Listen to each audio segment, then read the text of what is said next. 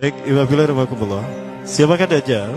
Dajjal ini lahir di Samirah dan dia diberi nama Samiri karena lahir di Samirah. Nah, kenapa disebut Samiri? Karena lahir di Samirah. Dia lahir 100 tahun sebelum Nabi Musa diutus. Dan Allah Subhanahu wa taala memberikan kelebihan kepadanya. Yang pertama, dia diberikan umur panjang. Ya, yang zur umroh ila yamsah ila akhir zaman. Ya, dia ditangguhkan ajalnya sampai akhir zaman. Yang kedua, dia memiliki kecerdasan di atas akal jenius rata-rata umat manusia. Jadi sejenius apapun umat manusia yang normal, dia 60 tahun di atasnya. Sehingga penemuan-penemuannya, kecanggihan berpikirnya, kedewasaannya jauh di atas manusia. Rata-rata manusia normal.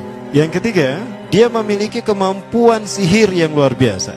Apapun sihir yang selama ini kita saksikan, tidak ada yang mampu mengalahkan sihir dia. Sehingga saking luar biasa sihir yang dia miliki, seolah-olah orang mengenalnya selevel dengan Tuhan. Karena apapun yang semestinya menjadi perbuatan Tuhan, Dajjal bisa melakukannya. Nah, ini saking hebatnya sihir Dajjal. Nah, nasab kelahirannya adalah nasab yang aneh para Allah. Dia lahir dari termasuk Bani Israel. Bani Israel ini keturunan Nabi Yakub. Yakub itu gelarnya Israel. Keturunannya disebut Bani Israel. Dari Yehuda. Yehuda ini adalah anak laki-laki dari istri pertama Nabi Yakub alaihissalam. Nabi Yakub istrinya 4. Yang pertama bernama Ya'la. Dari Ya'la ini melahirkan 6 orang. Salah satunya bernama Yehuda dan Lewi. Lewi melahirkan Nabi Musa alaihissalam. Yehuda melahirkan bangsa yang kita kenal Yahudi. Salah satunya Yehuda ini melahirkan generasi yang pada akhirnya melahirkan Samiri. Ya, kalau Rahil istri yang kedua, dan ini istri yang paling dicintai oleh Nabi Yakub, melahirkan 2 anak, Bunyamin dan Nabi Yusuf. Nabi Yusuf dan Bunyamin. Yang lainnya juga sama melahirkan 2 anak. Kahit dari Ya'la melahirkan 2 anak, Dam dan Naftali. Ya. Anak tertua dari Nabi Yakub dari istri pertama bernama Raubin. Nah, dari Yehuda inilah lahir Samiri. Nah, ayah dan ibunya, kakek dan nenek Samiri ini adalah para penyembah berhala. Karena Samirah saat itu terkenal penyembah berhala. Ayahnya ini lahir dari proses perzinahan adik dan kakak, incest. Adik dan kakak berzina, lahir ayahnya.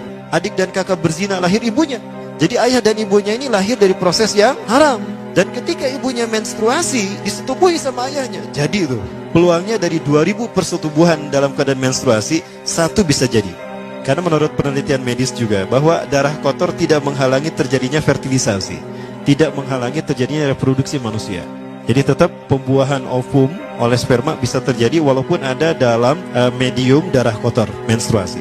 Nah, ketika itulah hamil dan lahirlah Samiri. Rasulullah SAW menyebutkan dalam Musnad Imam Ahmad, ayah dan ibu Dajjal ini melewati perkawinannya selama 30 tahun tanpa melahirkan seorang anak pun.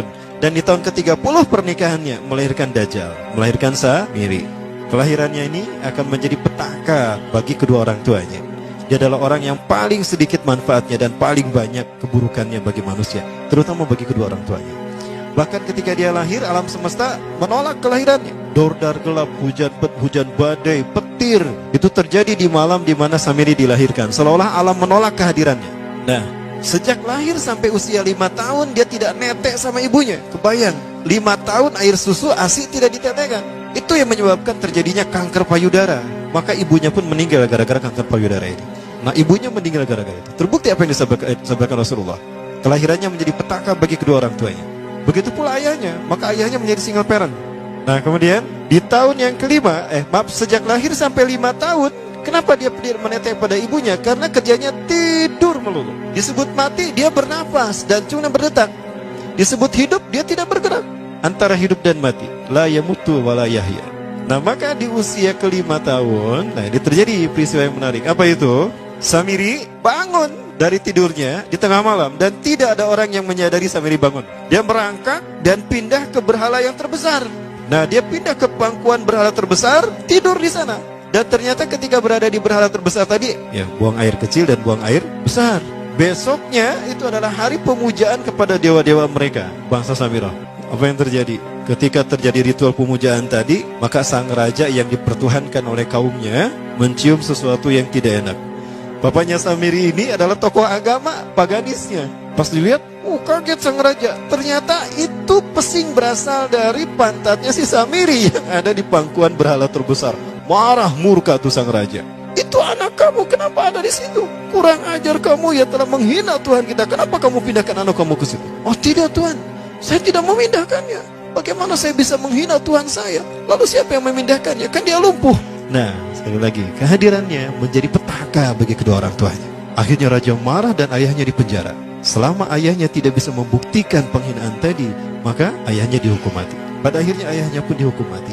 Ya, sedikit manfaat bagi kedua orang tuanya. Maka kemudian dia hidup pelihara oleh sang raja. Dan pas di usia dia 5 tahun itu, Allah menimpakan murkanya kepada bangsa Samirah yang sudah kelewat batas, maksiat, dan sudah tidak ada toleransi dari Allah untuk mereka hidup di bumi.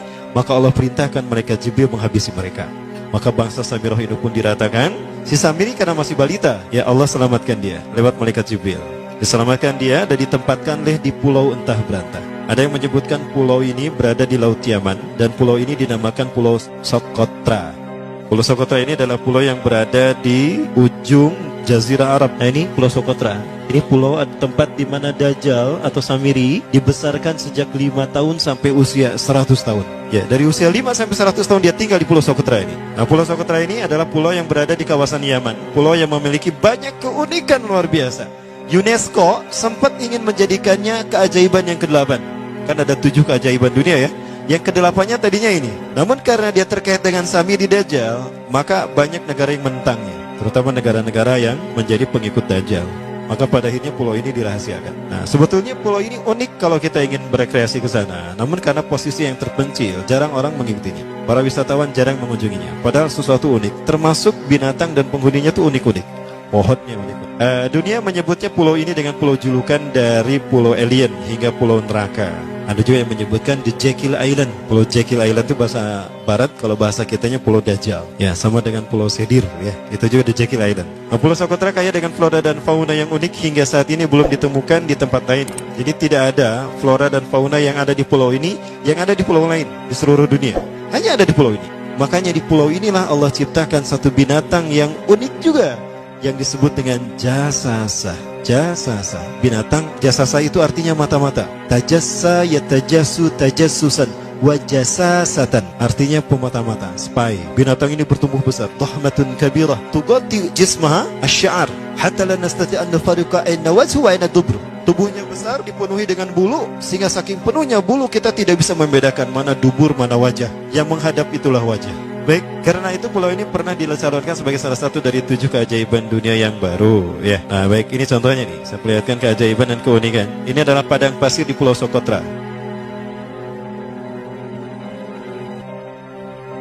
Ini burung, salah satu jenis burung yang bisa kita jumpai di Socotra. Dan ini kepiting unik, kepiting Pulau Socotra. Aneh ya, kepitingnya seperti itu. Ini laba-laba langka di Socotra, mirip tarantula. Dan ini pohon darah naga yang ada di Pulau Socotra juga. Nah, ini salah satu jenis pohon Dorstenia Socotra. Dan ini juga pohon yang lain, pohon Dendrocysaios Socotra. Ya, saya sebutkan lagi ya. Nah, ketika di pulau itu, sebelum bertemu dengan Nabi Musa, Samiri di pulau itu yang hanya tinggal dengan seekor binatang jasasa. Binatang jasasa ini memberikan beberapa hal kepada si Samiri ya. Allah Azza wa Jalla menciptakan binatang berbicara yang bernama jasasa. Dia di mana lahirnya, ajalnya, matinya sama dengan ajal Dajjal. Begitu pula muncul dan menghilangnya. Binatang inilah mengajarkan akidah tauhid kepada Samiri muda. Pelajaran ini kononnya ditulis oleh Jibril alaihissalam dalam bentuk panel-panel atau prasasti. Isi prasastinya panel 1 yang ditulisnya malaikat Jibril, panel 1 itu berisi kalimat la ilaha illallah, tidak ada Tuhan selain Allah. Ini dijelaskan oleh binatang jasasa. Yang kedua, panel kedua berkata Allahu wahid la syarikalah. Allah Maha Esa, tidak ada sekutu bagi Allah. Itu dijelaskan juga oleh binatang jasasa ini. Nah, binatang jasasa ini sekali lagi dia bertubuh besar. Kategorinya adalah kelasnya itu mamalia, genusnya mamalia. Cuma saya tidak tahu nama spesiesnya apa. Pada tahun 2017, akhir dari bulan Agustus di Filipina ditemukan binatang seperti ini. Ciri-ciri binatang ini nyaris sempurna seperti ciri-ciri binatang jasah yang disebutkan Rasulullah terkait dengan binatang yang memata-matai Dajjal. Tubuhnya penuh dengan bulu. Ini disebutkan dalam surat An-Naml ayat ke-82. Ya, binatang ini seperti ini dan dia tidak pernah jauh dari laut karena dia selalu ingin membasahi tubuhnya dan dia pun makan dari makanan ikan laut. Maka dia tidak pernah jauh dari pantai. Seperti ini. Nah, binatang inilah yang mengajarkan prasasti mengajarkan akidah tauhid kepada Samiri muda. Yang ketiga, engkau diurus oleh Jibril. Karena itu janganlah engkau mengkhianati janjimu dengan Allah. hanya engkau saja di pulau ini. Panel yang kelima, makanlah dan nikmatilah makanan minuman yang menjadi rizki dari Allah sesuai kehendakmu. Tidurlah sesukamu, tapi sembahlah Allah dalam berbagai keadaanmu dengan tasbih keesaan Allah kepadanya, yaitu dengan melaksanakan solat yang diwajibkan kepadamu. Allah lah sang raja, Allah yang Maha Esa. Dia tidak berayah dan tidak pula mempunyai anak. Allah Tuhan Tuhan yang maha besar dan maha agung. Dialah yang maha raja. Ada 7 panel. Panel yang ke-7 bercerita tentang Nabi Muhammad. Panel yang ke-6 itu bercerita tentang nabi-nabi. Dan khusus panel yang ke-7 cerita tentang Nabi Muhammad. Jadi Dajjal sudah tahu, Samiri sudah tahu bahwa akan diutus Nabi Muhammad di akhir zaman. Dan itu Nabi yang terbaik. Makanya dia iri.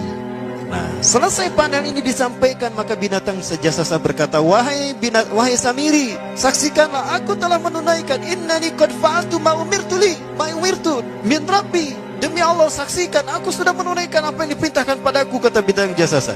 Maka sekarang adalah perintah terakhir, yaitu pertanyaan dariku untukmu. Hal tu'minu billah, apakah kau beriman pada Allah? Wa bima unzila ilaih, dan dari apa yang diturunkan kepada nabi-nabinya, kepada Jibril maksudnya. Famadal jawab ya Samiri, apa jawabanmu ya Samiri? Samiri tidak menjawabnya. Lama ditunggu-tunggu, Samiri tidak menjawabnya. Sehingga binatang ini pun pergi dengan menjerit, dengan jeritan yang membuat Samiri ini pekak telinganya. 2 kali lagi datang lagi kembali kepada Samiri dan berkata binatang jasasa, ya Samiri, famadal jawab, hal tu'minu billah, in tu'minu billah fatakunu mu'minan ajaba imanika ila yaumil qiyamah. Jika kau beriman kepada Allah, maka sungguh kau akan menjadi mukmin yang menakjubkan imannya. Inna ajalaka ukhirat ila akhir zaman. Sesungguhnya ajalmu ditangguhkan sampai akhir zaman. Jika kau beriman pada Allah, engkau akan menjadi mukmin yang menakjubkan. Fa in lam tu'min billah, tapi jika kau tidak beriman kepada Allah, wa bima unzila ilaih, dan apapun yang diturunkan pada Jibril, innaka minal mal'unina ila yaumil qiyamah, dan kau terkutuk sampai hari kiamat nanti. Tidak juga dijawab. Pergi lagi binatang jasasa tadi sambil memekikkan suara yang pekikan yang keras. Yang ketiga kali yang terakhir dia bertanya kembali. Dan apa jawaban Samiri? Hei jasasa binatang buruk rupa, lihat di pulau ini tidak ada siapapun kecuali engkau dan aku. Dan yakinilah kalau panel ini bukan tentang Allah yang di langit sana, tapi yang disebut Allah itu saya. Hei jasasa, akulah Allah itu. Oh, dia menjerit dengan jeritan yang makin keras. Sampai si Samiri pun menutup kedua telinganya. Sejak saat itulah binatang itu pergi dan berkata, innaka dajjal, innaka dajjal, innaka dajjal. Engkau adalah pendusta, engkau adalah pendusta. Pendusta sampai hilang suaranya. Di saat itulah Samiri mendapatkan gelar Dajjal. Jadi siapa nama asli Dajjal? Samiri. Dajjal artinya Al-Kazab, pendusta, bukan singkatan tadi. Baik, nah sejak saat itulah Samiri keluar dari pulau itu dan dia sudah menyandang gelar Dajjal, pendusta, karena dia mengaku Tuhan. Baik, Ibadillah, jangan salah, Dajjal kecerdasan yang mampu melakukan cloning dan mampu melakukan berbagai macam riset dan eksperimen. Hatta eksperimen yang mengilhami film Hook itu Dajjal bisa melakukan. Bahkan ketika orang membayangkan kendaraan tercanggih itu pesawat terbang, Dajjal sudah mampu membuat piring terbang dengan kecerdasannya. Ya. Rasulullah menyebutkan kendaraan Dajjal itu dia bisa terbang, kata Rasulullah. Dan kecepatan terbangnya 5 km per sekon. 1 detik 5 km. Hanya dengan berkedip-kedip dia berkeliling dunia. Ya. Kecepatan ini diambil dari hadis Rasulullah. Berapa kecepatannya Rasulullah ketika dia terbang di muka bumi? Ya, kendaraan yang dia gunakan itu kecepatan terbangnya seperti awan yang ditiup angin, kata Rasulullah. Dan awan rata-rata ditiup angin itu 5 km per sekon. Dan jarak dari satu telinga ke telinganya, artinya setengah diameter atau diameter kepalanya, keledai yang dia gunakan, Rasul menyebutnya keledai, itu arba'una zira, 40 hasta, 27 meter. Diameternya itu 27 meter. Keledai macam apa yang jarak dari satu telinga ke telinganya 27 meter? Kalau bukan piring terbang. Ini bisa 24 meter kan? 27 meter, bisa tidak? Bisa, dan kecepatannya pun sama.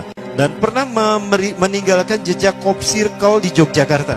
Nah, Cop Circle itu adalah jejak UFO yang menjadi isyarat instruksi bagi para pelaku konspirasi dunia. Siapa? Para kalangan Illuminati.